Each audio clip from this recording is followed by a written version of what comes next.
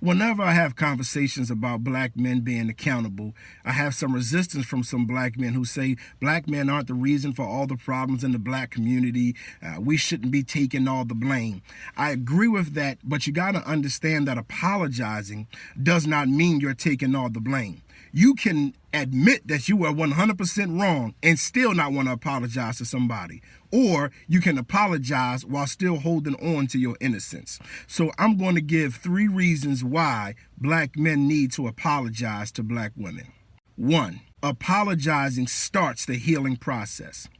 If we are the men and we are the head and we are the leaders, then we need to take charge on reconciling black men and black women. We know we need to build a black nation, and we know we can't build a black nation without black men and black women reconciling. So it should be up to us to get that process started. So when you apologize, what you're doing is taking the focus off of the problem and putting the focus onto the solution. What you're saying is, listen, I understand everything that happened. I apologize for it. But now, how do we fix it and how do we move forward? That's not just taking all of the blame, that's starting the process of healing. 2, apologizing lets our women know that we hear their feelings.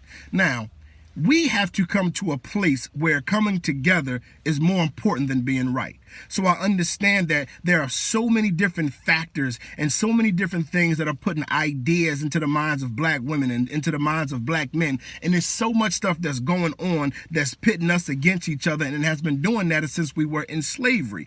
But what we have to understand is no matter, even if we feel our women's feelings are baseless and the way they view men are wrong or what they feel is wrong, that does not mean they don't feel it. So when you apologize, you're not saying I'm wrong for everything that you did, or I'm the bad man, or we deserve to be punished. All you're saying is I apologize for how you feel, and then going back to the first point, how do we move forward and fix it from here?